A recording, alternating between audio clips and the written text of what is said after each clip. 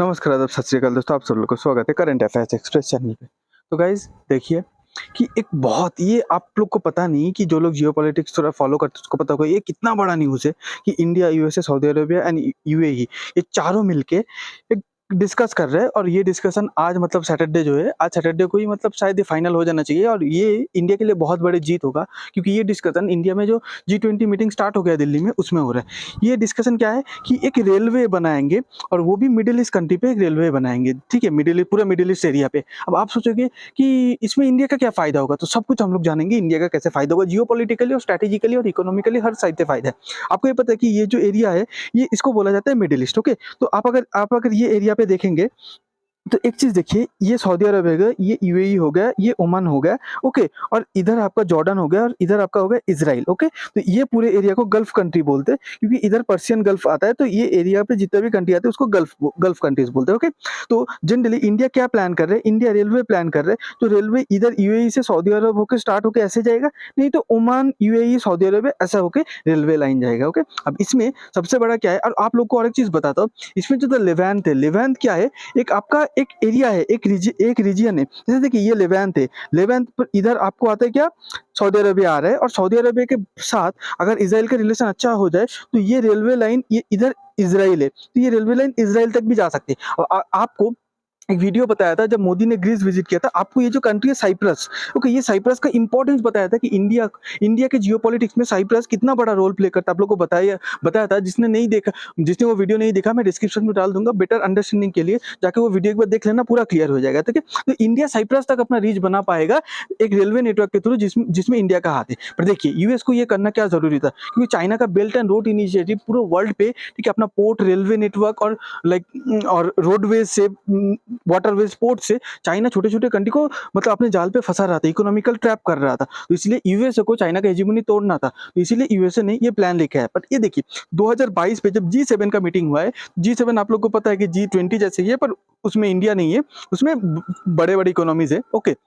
India से बड़ा economics तो है नहीं क्योंकि उसमें मेजरली वेस्ट कंट्रीज है और एशिया थे शायद सिर्फ जापान है। तो G20 में बाइडेन ने G7 मीटिंग में बाइडेन ने क्या अनाउंस किया था कि $600 बिलियन का ग्लोबल इंफ्रास्ट्रक्चर प्रोग्राम उन लोग अनाउंस किया था कि पूरे ग्लोब में हम लोग इंफ्रास्ट्रक्चर बिल्ड करेंगे और यही सब चीज वो ग्लोबल इंफ्रास्ट्रक्चर प्रोग्राम के अंदर ही हो रहा है और जो 600 बिलियन से 400 बिलियन सिर्फ अमेरिका अकेला खर्चा करेगा, ओके?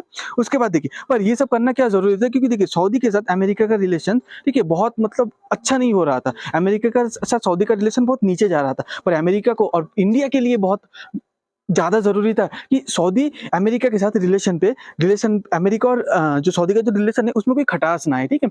वो क्योंकि सऊदी अगर अमेरिका के पास नहीं जाएगा तो चाइना के हाथ पे चला जाएगा, ठीक है?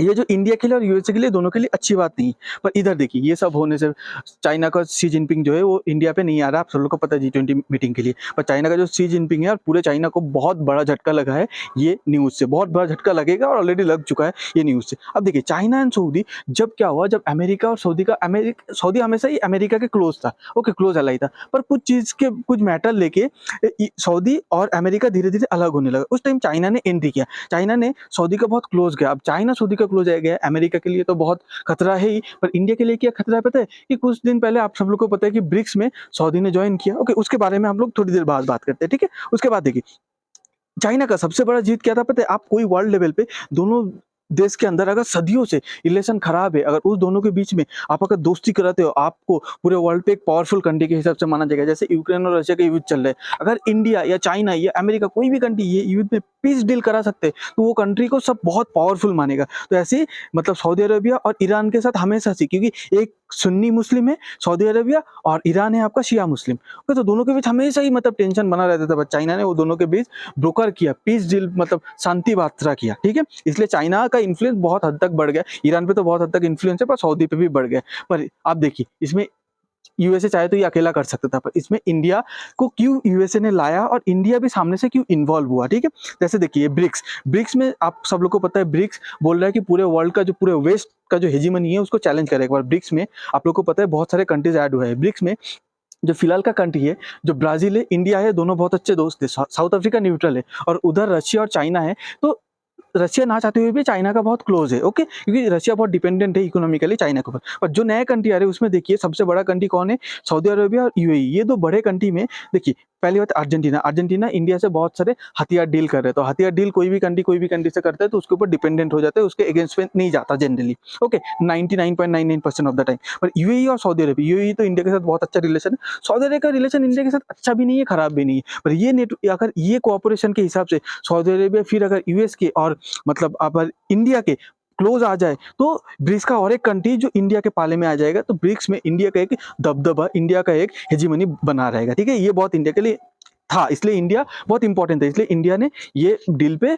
पार्टिसिपेट के इंटरेस्ट दिखाया। पर उससे पहले यूएसए ने इंडिया को क्यों इन्वॉल्व किया? देखिए यूएसए अगर इंडिया को इन्वॉल्व किया क्योंकि इंडिया का एक बहुत बड़ा ग्लोबल बहुत बड़ा पार्टनर है, यूएसए का स्ट्रेटेजिक एलाइज, एलाइज नहीं बोलते, स्ट्रेटेजिक पार्टनर है, ओके। तो इसीलिए यूएसए ने इन्वॉल्व किया। पर इंडिया में देखिए रेलवे पैसेंजर गेट, इंडिया अपने जो उधर रेलवे इंफ्रास्ट्रक्चर बनेगा, इंडिया अपने देश में टॉप 10 वर्ल्ड क्लास ऐसा रेलवे इंफ्रास्ट्रक्चर बना रहे हैं। जैसे ये देखिए, ये आपका हबीबगंज मध्य प्रदेश का रेलवे स्टेशन है जो कुछ दिन बाद बन के तैयार हो जाएगा। ये आपका देखिए, ये आपका शायद गुजरात का है, यस ये गुजरात का है। फिर ये आपका न्यू दिल्ली का रेलवे स्टेशन, मतलब गुजरात पे ऐसा बनेगा, ये न्यू दिल्ली का रेलवे स्टेशन ऐसा बनेगा। तो फ्यूचरिस्टिक रेलवे स्टेशन इंडिया बना रहे। उसके बाद देखिए इंडिया के पास सबसे लॉन्गेस्ट रेलवे प्लेटफॉर्म है, ठीक है, हुबली जंक्शन जो इंडिया पे है। इंडिया देखिए चाइना के बाद इंडिया सेकेंड लार्जेस्ट पैसेंजर को मेंटेन करता है रेलवे पे, ठीक है। और यूएसए, चाइना, रशिया के बाद India 4th largest railway network manage करते हैं। तो इंडिया का जो एक्सपीरियंस है, इंडिया का जो एक्सपर्टीज है, ये यूएसए यूज करना चाहता है, ठीक है, यूज करना चाहता है, मतलब वो जो डील हो रहा है उसमें, ओके। फिर अब देखिए इंडिया ने पहली बार क्या इंट्रोड्यूस किया, डबल डेकर रेलवे, जो डबल डेकर है मतलब नीचे भी इंसान बैठ सकते, ऊपर भी जा सकते। ये तो पैसेंजर के लिए बहुत कॉमन था बहुत कंट्री पे, पर कार्गो के लिए भी डबल डेकर बहुत ही कॉम्प्लेक्स प्रोसेस है जो इंडिया ने करके दिखाई। ये एक्सपर्टीज भी यूएसए यूज करना चाहता है, ठीक है, उसमें। उसके बाद देखिए बहुत सारे मतलब इंडिया बहुत world class level coach, AC coach, ठीक है, अफ्रीका की कंट्री में और बहुत सारे कंट्री को बहुत अफोर्डेबल प्राइस पे, चीप रेट पे, ठीक है, वो भी क्वालिटी के साथ, क्वालिटी वाला मटेरियल प्रोवाइड कर रहे हैं। तो ये भी एक रीजन है। उसके बाद देखिए आप लोग को एक फॉर्मल ग्रुप पता है I2U2, I2U2 मतलब इंडिया, इजराइल, यूएई, यूएसए। देखिए इजराइल के साथ हर एक मुस्लिम कंट्री का बहुत झगड़ा, मतलब बहुत झगड़ा हमेशा से रहा है, ठीक है। तो Israel are anti Muslim and Muslims are anti Israel, आप ऐसे बोल सकते हो, ओके। पर इसमें जो इजराइल है, इजराइल का पहला प्लान था कि हम लोग मिडिल ईस्ट पे एक अच्छा सा रेलवे नेटवर्क बनाए, क्योंकि मिडिल ईस्ट का रेलवे नेटवर्क उतना अच्छा नहीं है। तो तब से यूएसए ने ये सब चीज में इंटरेस्ट दिखाने लगा। उसके बाद देखिए यूएई जो मुस्लिम कंट्री है, उसके साथ इजराइल का एक पीस डील करवाया गया है, एक फ्री ट्रेड एग्रीमेंट साइन करवाया गया। फ्री ट्रेड एग्रीमेंट उसी कंट्री के साथ उसी कंट्री का होता है जिसके आपस में बहुत अच्छे रिश्ते रहते हैं, ठीक है, पीपल टू पीपल कनेक्शन रहता है। तो यूएई एक प्योर मुस्लिम कंट्री के साथ आपका इजराइल जो एक मतलब यहूदी कंट्री है, उन लोग के, वो दोनों जो लोग ज्यूज है उन लोग के साथ एक पीस डील ब्रोकर का अमेरिका ने। अब आपको पता है मुस्लिम वर्ल्ड पे 53 कंट्रीज आता है, जो यूनाइटेड नेशन के बाद सबसे बड़ा ऑर्गेनाइजेशन है OIC, ओके। तो उसके बाद ऑर्गेनाइजेशन ऑफ इस्लामिक ऐसा कुछ स्टेट है ऐसा, ओके। तो यूएई और वो मुस्लिम पूरा ऑर्गेनाइजेशन का दो मेन लीडर है, एक है सऊदी अरेबिया, एक ही यूएई। सऊदी अरेबिया और यूएई जो बोलेगा बाकी मुस्लिम कंट्रीज जनरली मान लेते हैं। तो यूएई के साथ तो इसराइल का पीस डील करवा दिया अमेरिका, पर उसके बाद अमेरिका चाहता है कि इसराइल और सऊदी अरेबिया का नॉर्मलाइजेशन हो जाए, पीस डील हो जाए। अगर एक बार नॉर्मलाइजेशन हो गया तो वो रेलवे नेटवर्क यूएई से होते हुए, सऊदी अरेबिया से होते हुए डायरेक्ट इसराइल तक जाएगा। इसराइल तक एक बार चले गया तो इंडिया का जो मेन रास्ता है साइप्रस तक, जो इजिप्ट के थ्रू जाते हैं, वो रास्ता बहुत ही इजीली एक्सेसिबल हो जाएगा, ठीक है।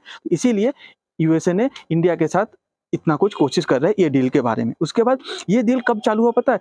यूएस मतलब सऊदी अरेबिया के साथ यूएसए का रिश्ता अच्छा नहीं था, आप सब लोग को पता है। पर यूएसए का जो NSA, नेशनल सिक्योरिटी एडवाइजर, जब सऊदी अरेबिया का क्राउन प्रिंस और इंडिया और एमिरेटी काउंटर पे, इंडिया का भी NSA और यूएई का भी NSA जो था, ये दोनों से जब मिट के, इंडिया का NSA कौन है दोस्तों, नॉलेज के लिए बता देता हूं, अभी फिलहाल इंडिया का NSA अजीत डोभाल, ओके, आप सब लोग को पता ही होगा अजीत डोभाल। तो ये सबके साथ जब बात हुआ था कुछ टाइम पहले, तभी से ये डील का बारे में चर्चा हो रहा था, और शायद आज ही G20 मीटिंग पे ये डील साइन हो भी मतलब 99.99% ये हो जाएगा, ओके। आप सब लोग को अगर ये वीडियो अच्छा लगता है तो प्लीज लाइक कीजिए, शेयर कीजिए, और आप सब लोग इसके बारे में, ये डील के बारे में क्या सोचते हैं, प्लीज कमेंट पे बताइए। और आप लोग को बहुत बहुत धन्यवाद अपना कीमती टाइम देने के लिए। Thank you.